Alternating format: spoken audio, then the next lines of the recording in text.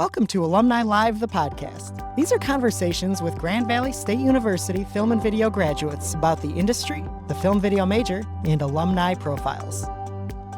Welcome back to another episode of the Alumni Podcast. I'm Samantha Drugel. I am a senior at GVSU in the film and video major program. I am also in the JBM program as well. I am here with Justin Wojciechowski, who is the Senior Creative Director at United eSports. Welcome, Justin. Did I get all that right? Hello, Sam. Yes, it's good to see you. Yeah, I'm the Chief Creative Officer of United eSports, which is a premium creative media and marketing agency that really specializes in the areas of gaming and eSports and, all things fun and interactive. We're here to talk today about a very niche and kind of underrepresented career opportunity for film and video, which is the esports realm. And there's a lot of video that is involved with that. I guess let's dive into what you do for esports. Yeah. United eSports is a company that really touches all parts of the gaming and media space where anyone who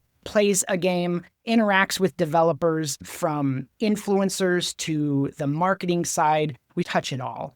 We've worked with the top developers in the space to promote their games. We've worked with individual esports teams and productions in order to integrate into the broadcasts at the competitive level. And we've worked with major AAA brands who are looking to basically develop relationships with a new audience, a new generation, and really trying to meet them in their passion point and finding interesting and authentic ways to do that. Yeah, I think in talking about what we're passionate about, I think taking your hobby and turning it into a career is one of the best ways to find a job. That's how I found my love for esports. I've talked to you once before, and that's when I was just starting out as a producer for our esports club here at Grand Valley. And for those who don't know, we do have an esports program here at Grand Valley, both club for people who don't want to play competitively, but also we have quite a few competitive teams. And all of those teams have the ability to be broadcasted live. And each of those people have the ability to try their hand at broadcasting too. If they're not sure, they want to go into that and want to try that out for themselves. That's amazing. Sam, where were you back in 2005 when we were graduating and just pouring into hours of gaming at night? 2005, let's see. I was 1 year old. There you go. All right. Well, that hurts my heart a little bit. Oh, I'm so sorry. So sorry. I'm starting to get to the point where there are some nostalgia kicks. Like I just modded my 3DS. Okay, there you go. Yeah. Without going too much off topic, there's a lot of things that come with getting a little bit older in the gaming space. I love it. Yeah.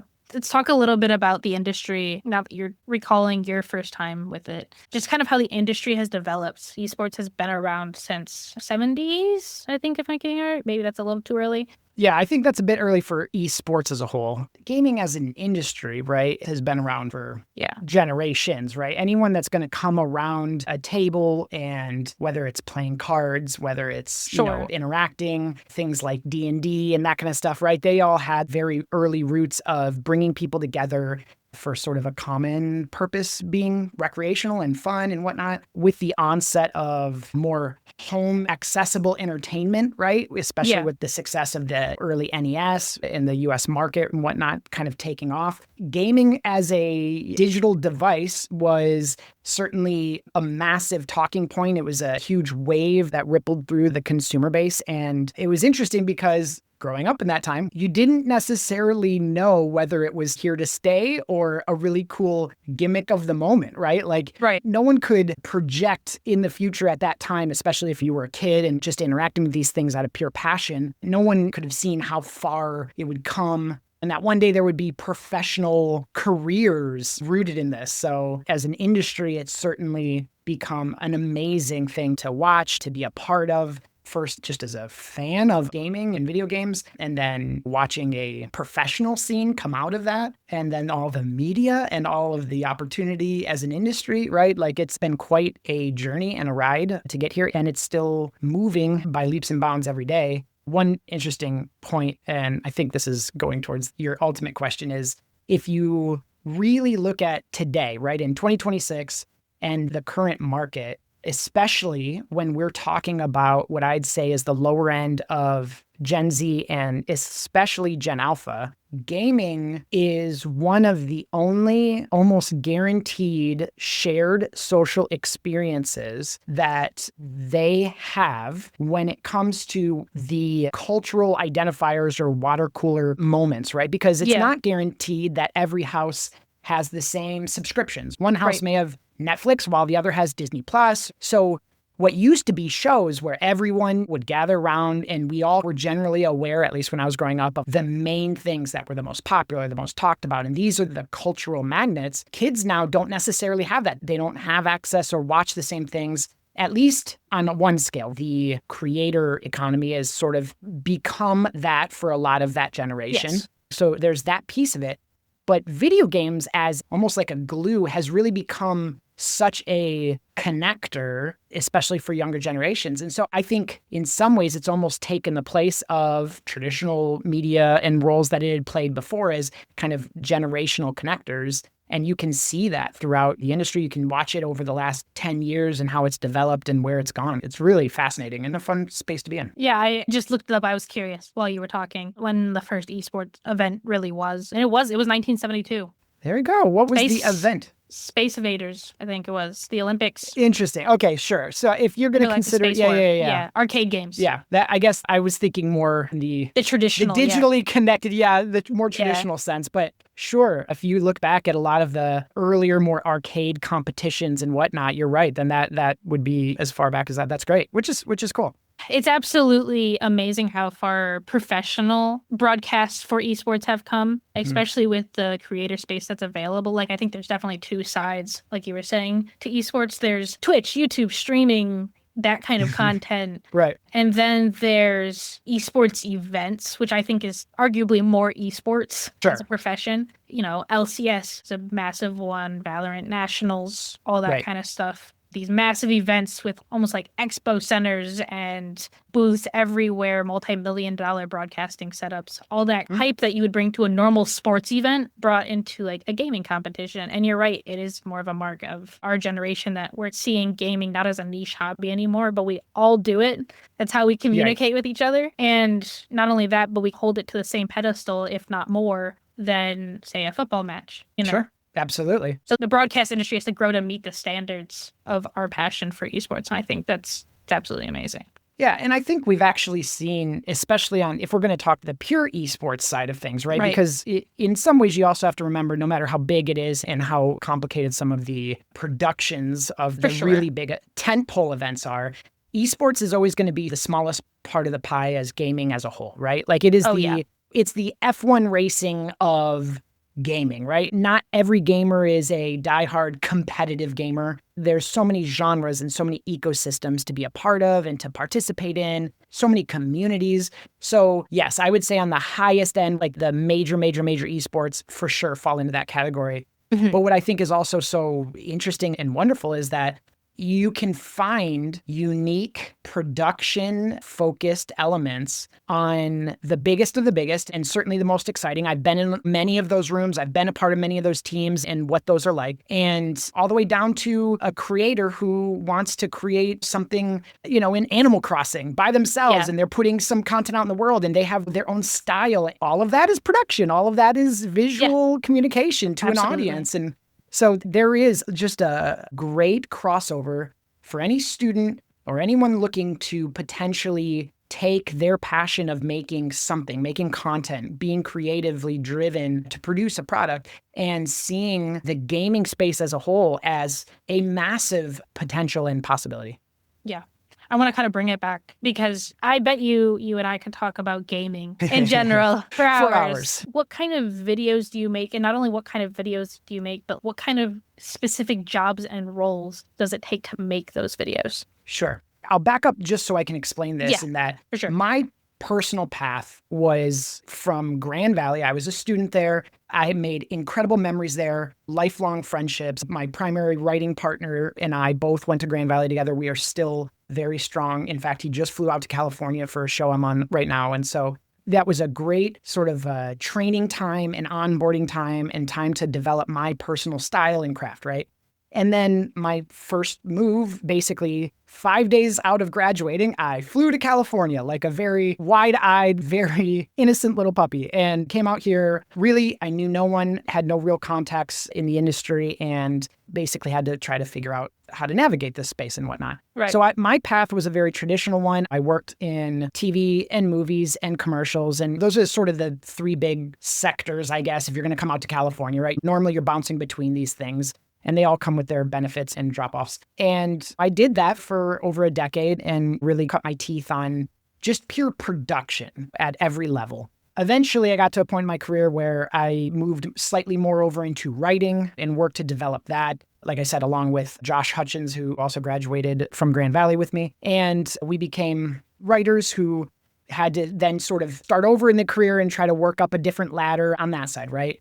We eventually got into writers' rooms, worked on various projects, whatnot. My first foray into gaming and the gaming space happened because Nintendo at the time, this was just pre the launch of the first Switch. So Switch Gotcha. 1.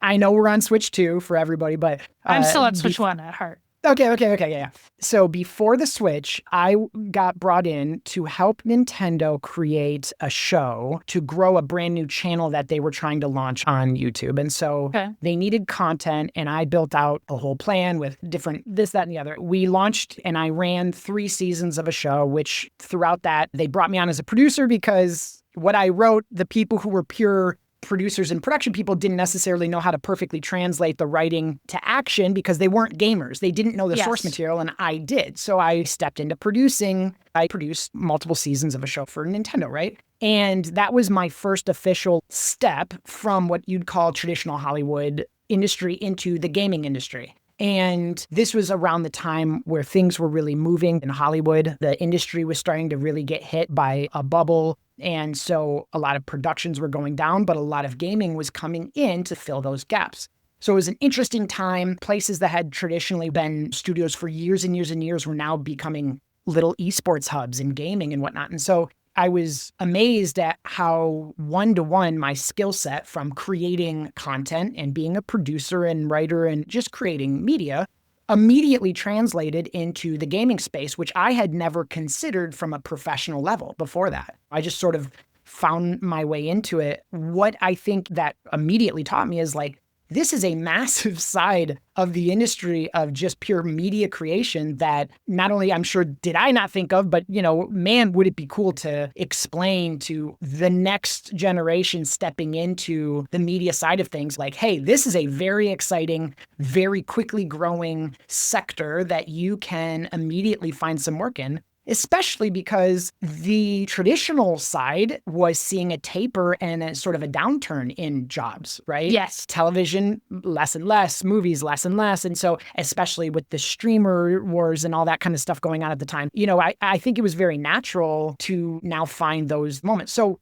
coming back to I think the heart of your question, like what kind of jobs are there? There is literally every job that one used to be able to find in more of a traditional media and Hollywood set over on the gaming space. There are camera operators, there's writers, there's directors, there's producers, there's prop makers, there's graphic designers, editors, sound designers. Like literally the gaming side has all of that as well. And I would say, of course, it depends year to year, whatnot, but the amount of possibilities there is actually encouraging when you look at maybe the rest of the industry and seeing the numbers of where those jobs used to be and maybe they are now. So I would say if a student who is looking to hopefully obtain a job within the creative arts, visual media and whatnot, the gaming space is, I think, a great place to consider. For sure. I was surprised at how many jobs were open in terms of gaming, because I think when we think of gaming, we think of it as just a one-off hobby and that you can't really make a job out of it. Sure. Yeah. I come from the generation, especially who growing up, everybody wants to be a YouTuber.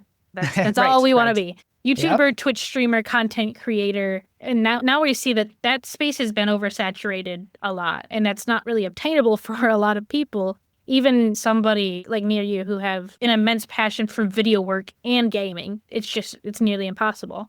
But, you know, when you step into the professional broadcasting space and still get to be around gaming, like I'm at all when I walk into a production room to do a stream and I set everything up, I'm doing everything, setting lighting, setting up the set, miking everybody up, checking our softwares. And now I watch video games. That's what I do all day. And that's amazing for somebody who loves games. And I'm sure you can relate to that. Yeah. I want to talk about the types of content a little bit more.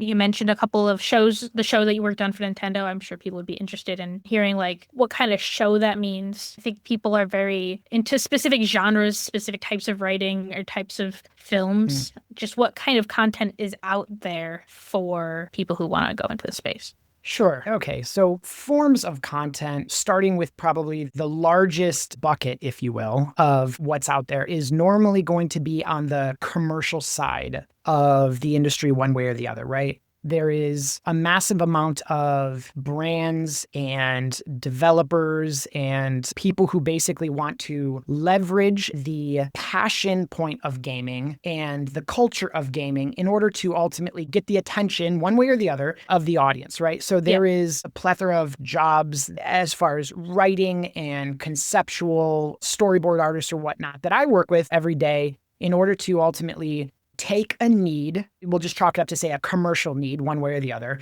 and create media around trying to naturally, or as naturally as you can, bring that commercial need into a space like this and make it feel as authentic as possible, right? There's certainly people who have failed at doing that and failed at it pretty spectacularly. But then there's those who, what I feel and what my company's won many awards on and what we're known for is trying to make it so that if a brand comes into the space and wants to form hopefully a lasting relationship with this audience, that what we do is, to the audience's perspective, is an opportunity they wouldn't have gotten had that brand not come into the space. The types of roles and the things that one can do, even from a writing standpoint or an individual craft standpoint, whether it's editing, sound design, whatever. Sure. There's that commercial edge to the gaming side that is probably the largest bucket that you can find yourself participating in one way or the other. Right. Even the show I did for Nintendo, we got to do 3 seasons. It was absolutely a blast. I loved it.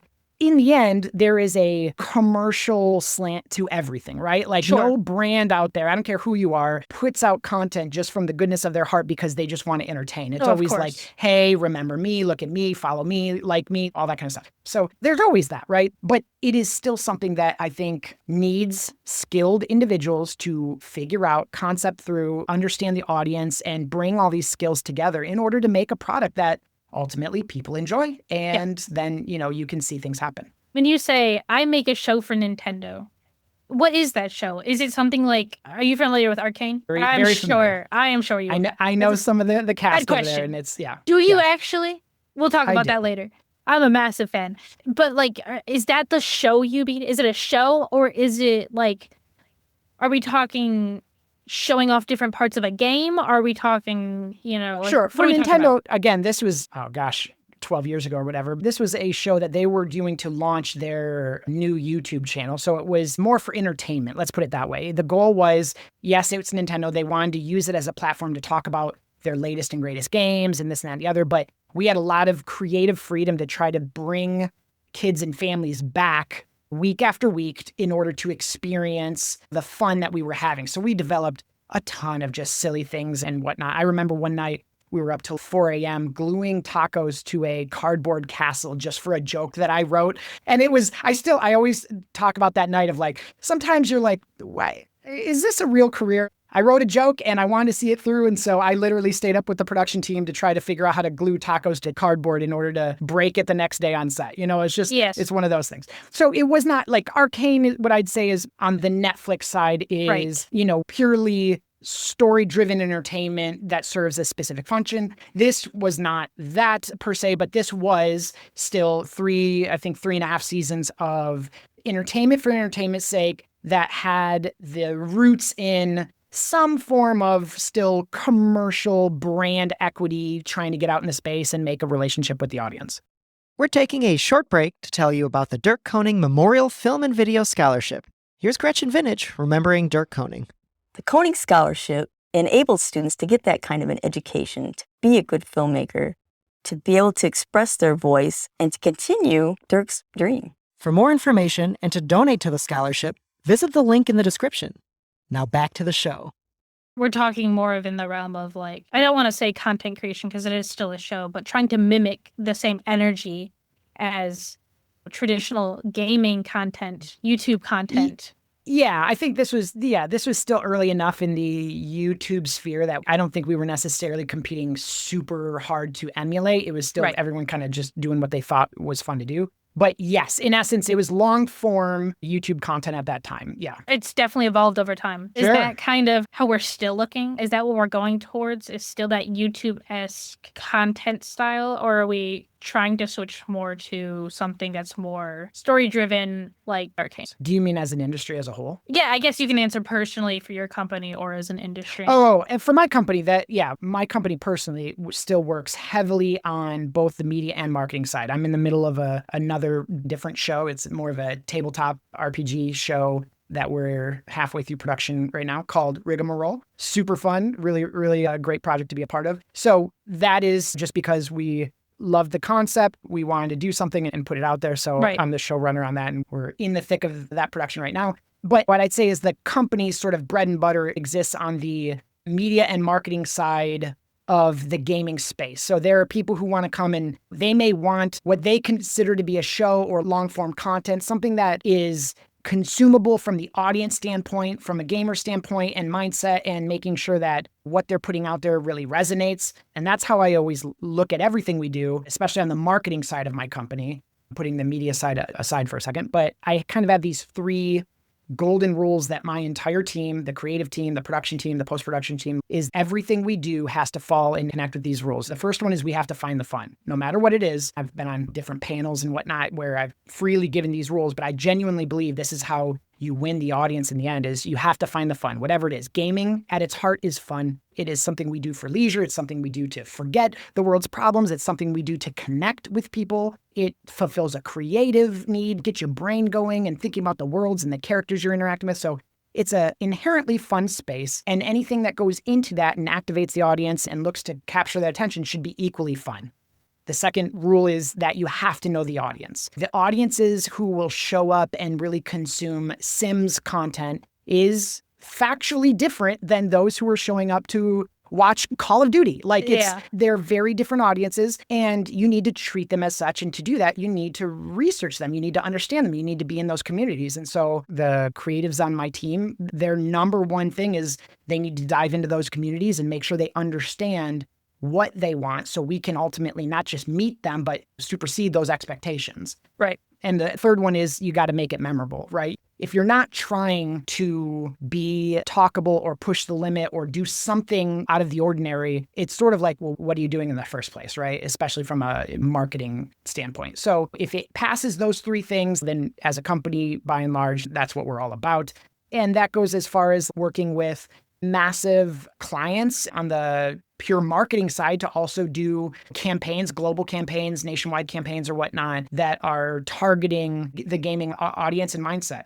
I'll give you an example. One of my absolute favorite ones. We did just such a fun campaign with Old Spice a couple of seasons back where they're really going after the demo they wanted to go after. They targeted someone in the space that they thought would really align with their target demo. And so we worked along with a content creator named Cypher PK, who was really known for Fortnite. Lovely, lovely individual. And my team created the idea of, instead of just handing him product and having him do an ad read, why don't we do something that, again, it's that third golden rule of mine, is like, got to do something memorable. And so I came up with the concept of, well, what if we flew him to California? He's not based here, but what if we flew him and I recreated his gaming setup in a studio here locally. And I mean recreated, like piece for piece, object for object. We recreated it all. And we created it to be a breakaway wall in which we could do a stunt live during one of his broadcasts. And so, we had this moment in which we introduced a character that represented sort of odor, like body odor, in essence. Sam Forbes, lovely, lovely character actor and improv actor. And so while gamers are showing up to his stream and participating the way they normally would, suddenly somebody kind of weasels in the background and starts messing with stuff. And all of a sudden you create that like big question mark moment. Like, what's going on? This isn't normal. Like, what are we doing? What is this? And so we're gauging that. We have all these stunts and tricks and things we're doing. And eventually when we've kind of hit that fever pitch of the audience just being like, what is happening? We blast through a wall with, at that time, the product's mascot, which is this eagle. We blast through the wall and this eagle tackles this character, this Odor character, and takes him out. Like, to be there live and watch that moment happen and watch the audience react, and even those who maybe came in after that moment and was like, yo, what happened to his wall? Like, he has a hole through the wall. Like, we created scenery behind the wall so it looked like the living room. It was just such a fun campaign, and everyone who got to be a part of it, who saw clips of it or whatever, that was a moment that I think that's exactly the heart of what we try to do. Is if we're going to bring something commercial into this space, we want to do it in such a way where the audience is going to be happy we're there and get something unique and make a moment out of it that is fun. And then obviously buys the brand a lot of goodwill and the fact that they're willing to go that far and meet the audience where they're at, right? So that gives you a well-rounded picture of, we've done everything from the pure commercial and campaigns to creating and looking for ways to create long form, short form, everything from socials, TikTok, the gamut. Yeah. No, as soon as you said that, I'm like, that is such a 2010 to 2020 YouTube gamer aesthetic, streaming environment aesthetic that you've perfectly captured and turned into an ad. To me, that sold me what your content is. You're basically creating advertisements for brands who are not necessarily in the gaming space, but want to sell to gamers. Yeah. Basically non-endemic brands, so things that might be completely outside of gaming, right? If your endemic brands are keyboard makers and developers and headset and mouse, brands that are naturally already targeting gamers because their product is obviously very inherent to gaming. To your non-endemic brands, things like Old Spice or the Olympics, something outside of the space that is looking to come into it in order to reach a new generation, a new audience, and grow ultimately. Yeah. And then you did touch on a little bit the parts of your job that are not necessarily advertising. Like you said, there's always a commercial edge to everything we do. Sure. But commercials keep the lights on, to be honest. Exactly. But you do things that are not pure advertisement, like you said, the RPG type show. We're running a show just because we're passionate about it. We love the idea. We love TTRPGs. And so we developed a show called Rigmarole that we're in the middle of production right now on, and 2 episodes have already aired. Another one airs actually tonight at 7:00. We do a lot and we have a lot of touch points, but I think it just shows how versatile the space itself can be, how interesting and wide range this audience is, and how many ways you can really reach them. Yeah, I think what a lot of people are interested in is, okay, I might like gaming, but is this the type of content that I actually want to make, right? So like, say somebody did want to do that. Now, how do we go from a degree in college to this kind of job? Because I'm sure it is not the same path that you described earlier. Sure. Yeah. I get taken out to many a coffee asking, hey, how do I get in the industry? What do I do? What do I tell my kid? Or if they're right at the edge of entering it themselves and want to ask a lot of questions. So I would say any creative industry is going to be a challenge to enter and to succeed in. That's just the reality of something that tends to grab the attention of a lot of people, because especially on the outside, it looks fun and therefore draws a lot of immediate attention. The truth is, today, if you were to look for a job, whether it be gaming specific type job, even if it's on the media side, or more of a traditional Hollywood style job, the truth is that there is not any one way to go about it. So you have to always approach it as many ways as possible. You're going to want to try to connect with as many people as you can. You're going to try to reach out through all of the digital means, whether it be LinkedIn, finding them online, emailing them if you can find a workable email. The more angles you have in order to approach someone and let them know you're interested is always going to be better on the side of the one looking for the job. I have personally hired many people because they sought me out and I didn't know they were there. And then the right person approached me, and looking into them and looking at their skill set, I was like, you're my guy, right? So there's a variety of ways to go about it, job boards and whatnot for sure. But I find trying to reach out directly to the person who might be in charge of any one department you would be the most interested in and introducing yourself and showcasing any work you may have, but being proactive in as many ways as you can is always going to be, I think, your number one way to try to break into the ground floor of any one industry on the creative side. And Sure. it almost doesn't matter what side of the industry. It could be as big as working at Netflix to Blizzard to working for individual content creators who have grown their own teams. There's many creators who have more than 50 employees just to keep their own channels up and running, right? And so all of those are great options and possibilities. And what kind of work do you think that the people specifically in the esports space are looking for? Is it the same as film where they want resume, demo reel portfolios? What are we looking for? I think it varies to a degree. This is always one of those areas where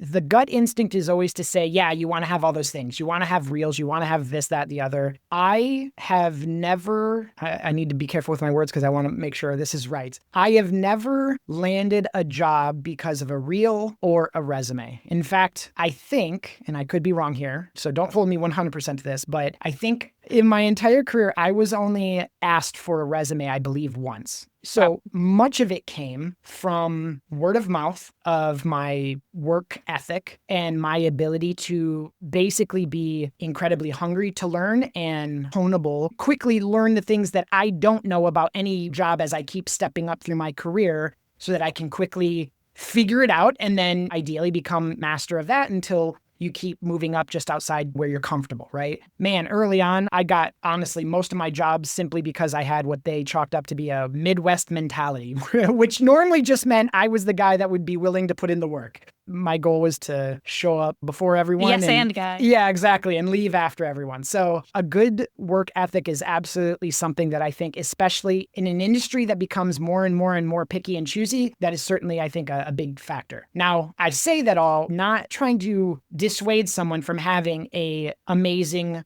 body of work to show, right? Because I think that that's coupled with the number one thing I would tell any student, Grand Valley or otherwise, and have many times, is that if you are looking to get into a creative art and you're not actively creating art right now, then you're sort of asking for a very uphill battle, right? I think there's sort of a falsity of thinking, hey, I'm just going to think about and internalize what it would be like to work in a cool field without actually starting the groundwork now. And, you know, in today's day and age where you can pretty much create just as compelling content with a few friends, your phone, and maybe a mic so that your audio goes up just a little bit, you really have such amazing tools at your disposal now that if you're not using them, you really are doing yourself sort of a disservice, because when you get to that spot, you get to that job and you're asked to do something, hey, I need you to, if it's post-production, I need you to come in here and start compositing this and that and the other.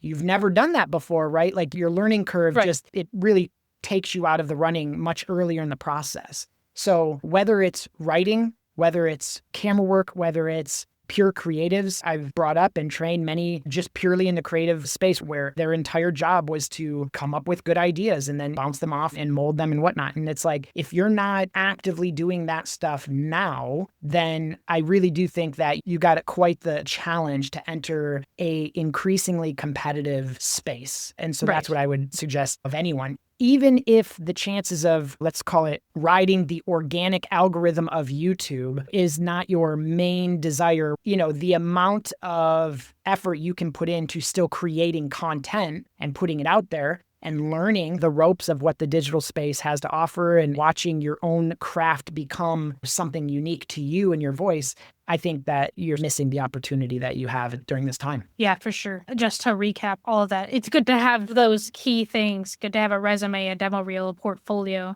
because it means you're working on it. You're working towards something that you really like. Yeah. But you know, you can correct me if I'm wrong, but the goal isn't to, you talked about making connections, right? And that's how you get a job in this industry. The goal isn't to reach out and shove all of that in their face necessarily. Yeah.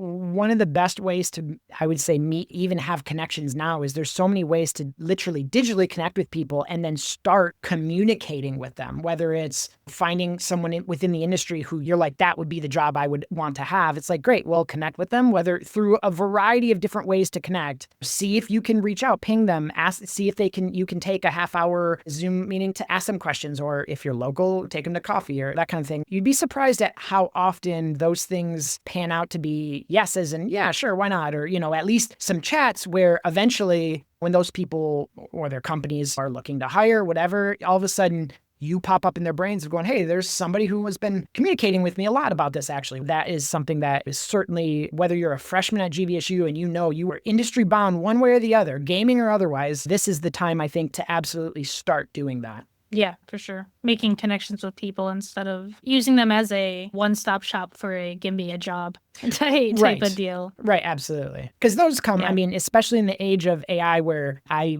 wake up to probably, 75 emails every day that are all auto-generated asking me for one thing or another. So start most of my days just deleting a million emails just so I can get to the ones that are actually business related and important. And so for sure, I think developing even now over time some kind of communication with people of industry is only going to serve you down the road. If anything, it'll also teach you just how to communicate with people and etiquette of writing and communicating. Yeah. So going back to experiences that we have at Grand Valley to build that rapport and build that portfolio and start working on your career, we have an esports program now, like I mentioned before, but I don't think you guys had one when you were going to school. I wish you did. I'm sure you would have absolutely loved it. We would love to have you back. What kind of experiences did you grab from Grand Valley when you went to school here to help shape you into the career you are now? Sure. Okay. So my time at Grand Valley was great. And it was great partly because of the class that I was in and the connections I made to that class that continued on into the future and ultimately helped a lot of my career.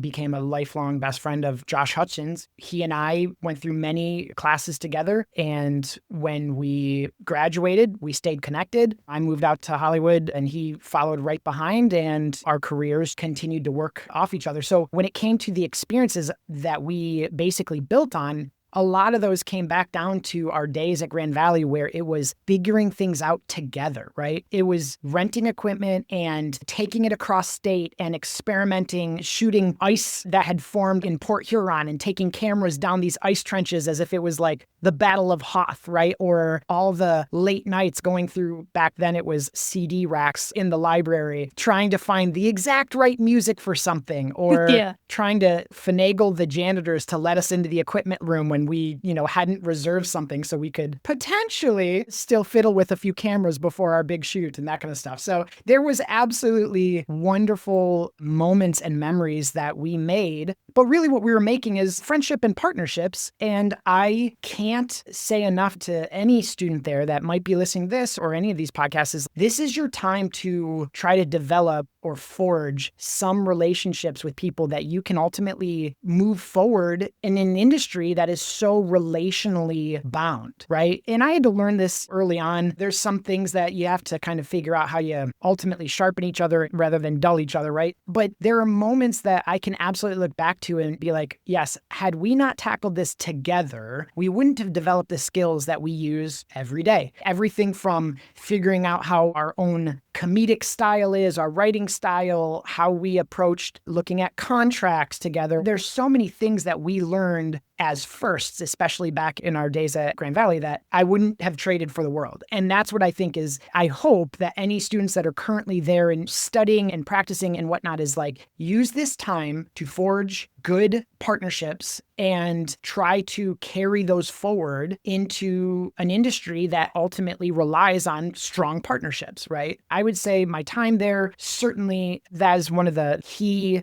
and most valuable takeaways. I also absolutely loved, and I hope it's still this way, I don't know for sure, but is the amount of support that at least our class was given by the staff and the program to get our hands on equipment and get our class in front of working professionals as much as humanly possible. One of the best pieces of advice we ever got as a class was from Jack Anderson, who was a visiting cinematographer for one of our summer films. And he straight up looked the class in the eye and said, if there's any other industry you can happily do, please go do that. This industry is not for everyone. So I would say this is a true statement that I've really seen play out throughout my career, is that the creative arts, the industry, whether it be gaming, Hollywood, whatever, is not for everyone. In the end of the day, it might look fun from afar, but it is work and it is long hours and it is sometimes very hard situations. And so if you are only driven by the idea of this and whatnot, then you're probably made for it. Pursue it with all of your ability and passion, right?